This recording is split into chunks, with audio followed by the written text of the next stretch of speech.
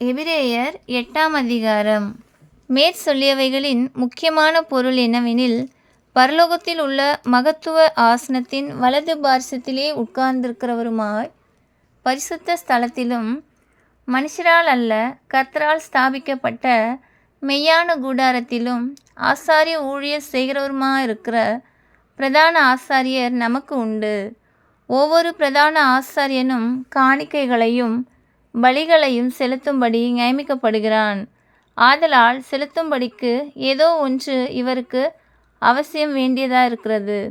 பூமியிலே இவர் இருப்பாரானால் ஆசாரியராய் இருக்க மாட்டார். ஏனெனில் நியாயப்பிரமாணத்தின்படி காணிக்கைகளை செலுத்துகிற ஆசாரியர்கள் இருக்கிறார்களே.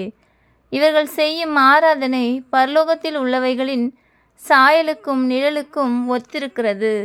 அப்படியே மோசே கூடாரத்தை உண்டு பண்ண போகையில் மலையிலே உனக்கு காண்பிக்கப்பட்ட மாதிரியின்படியே நீ எல்லாவற்றையும் செய்ய எச்சரிக்கையாய் இரு என்று தேவன் அவனுக்கு கட்டளையிட்டார்.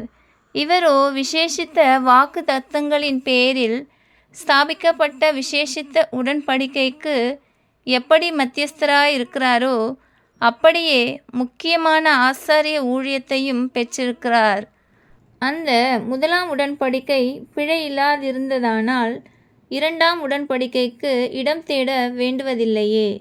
அவர்களை குற்றப்படுத்தி அவர்களை நோக்கி, இதோ கர்த்தர் சொல்கிறது என்னவெனில், இஸ்ரவேல் குடும்பத்தோடும் யூதா குடும்பத்தோடும் நான் புது உடன்படிக்கையை ஏற்படுத்தும் காலம் வருகிறது. அவர்களுடைய பிதாக்களை எகிப்து தேசத்திலிருந்து கொண்டு வரும்படிக்கு நான் அவர்களுடைய கையை பிடித்த நாளிலே அவர்களோடு பண்ணின உடன்படிக்கையைப் போல இது இருப்பதில்லை. அந்த உடன்படிக்கையிலே அவர்கள் நிலை நிற்கவில்லையே.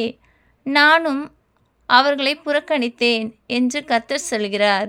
அந்த நாட்களுக்கு பின்பு நான் இஸ்ரவேல் குடும்பத்தாரோடே பண்ணும் உடன்படிக்கையாவது, என்னுடைய பிரமாணங்களை அவர்களுடைய மனதிலே வைத்து அவர்களுடைய இருதயங்களில் அவைகளை எழுதுவேன். நான் அவர்கள் தேவனாயிருப்பேன், அவர்கள் என் ஜனமாயிருப்பார்கள். அப்பொழுது சிறியவன் முதற்கொண்டு பெரியவன் வரைக்கும் எல்லாரும் என்னை அறிவார்கள். ஆகையால் கர்த்தரை அறிந்து கொள் என்று ஒருவன் தன் அயலானுக்கும் ஒருவன் தன் சகோதரனுக்கும் போதிக்க வேண்டுவதில்லை. ஏனெனில் நான் அவர்கள் அநியாயங்களை கிருபையாய் மன்னித்து அவர்கள் பாவங்களையும் அக்கிரமங்களையும் இனி நினையாமல் இருப்பேன் என்று கர்த்தர் சொல்கிறார். புது உடன்படிக்கை என்று அவர்கள் சொல்லுகிறதினாலே முந்தினதை பழமையாக்கினார். பழமையானதும் நாள்பட்டதுமாயிருக்கிறது உருவழிந்து போக காலம் சமீபித்திருக்கிறது. ஆமென்.